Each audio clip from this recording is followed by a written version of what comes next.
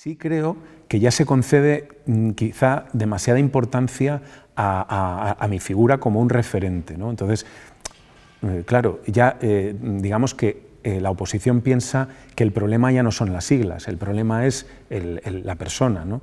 Y por eso pues se ha entrado en una fase de sacudir en todas las direcciones y socavar la credibilidad, la imagen, etcétera, de quien se considera que es un peligro, ¿no? para las opciones que pueda tener la oposición de recuperar el poder, ¿no? Yo estoy tranquilo, me siento querido, lo digo sinceramente, creo que yo voy por la calle y la gente me transmite muchísimo apoyo.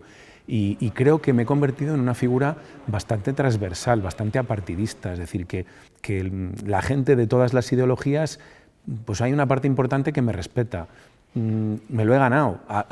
Hace 3 años en boca de todo el mundo estaba que yo me estaba promocionando para irme con Pedro Sánchez de ministro y ya todo el mundo sabe que no es así, es decir, ya todo el mundo sabe que pudiendo haberlo sido no he querido serlo. Otra cosa es que esté justificado que porque una figura política se asiente valga todo. Creo que eso no debería suceder, pero bueno, en fin, es lo que hay.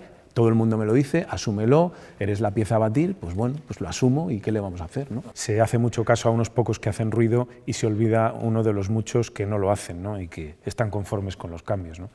Yo creo que los cambios que nosotros estamos haciendo en materia de movilidad son los cambios que van en la dirección de los tiempos y estoy convencido de que el ciudadano lo entiende y lo va a ir entendiendo cada vez mejor. Sí que es verdad que hay alguna zona, en concreto la calle López Gómez, Miguel Íscar, que todavía tienen algún problema, pero bueno, estamos en vías de solucionarlo. Se está estudiando todo el tema de la regulación semafórica para que vaya el tráfico más fluido y en todo caso hablamos de episodios muy circunscritos a una hora muy concreta del día. En el 90% del resto del día se circula con muchísima fluidez, ¿no?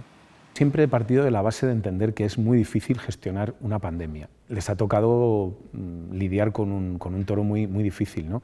Sensación de incertidumbre, de vaivenes, algunas decisiones difícilmente comprensibles. No han sabido gestionar esta crisis con un poquitín más de templanza, un poquitín más de sentido común y un poco más de empatía también. A veces uno ha llegado a tener la sensación, cuando escuchaba las ruedas de prensa, de que el que estaba prohibiendo al mismo tiempo estaba disfrutando, ¿no?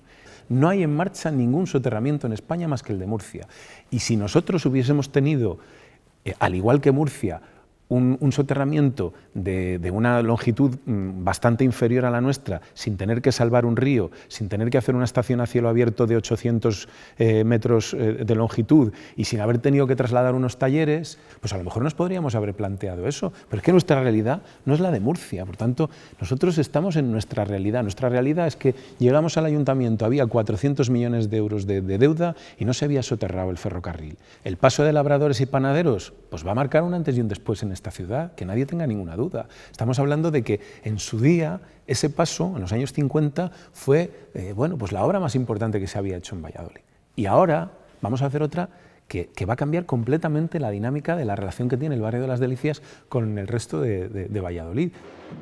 Yo creo que Luis ahora mismo está en buena forma y a mí me gusta mucho más la oposición que está haciendo ahora que la que hacía al principio de mandato, quizá porque también él estaba descolocado con lo que se encontró, es decir, él tenía, yo, por lo que además he hablado con él, creo que tenía pues un principio de acuerdo, pisos de tener un acuerdo con Ciudadanos y bueno, todo eso se fue al traste, ¿no? Y eso yo creo que le afectó en la primera parte del mandato, como a mí me afectó la galleta que me pegué en el año 2011, ¿no? Después de haber hecho 4 años de oposición, yo creo que bastante buenos, y bueno, pues vino la debacle electoral de 2011 y nos pasaron por encima. Pues yo estuve, hasta que recompuse la figura, pues me costó. Todos somos personas, y a Luis, pues yo creo que esa, digamos, traición, entre comillas, que sufrió, pues yo creo que le ha afectado.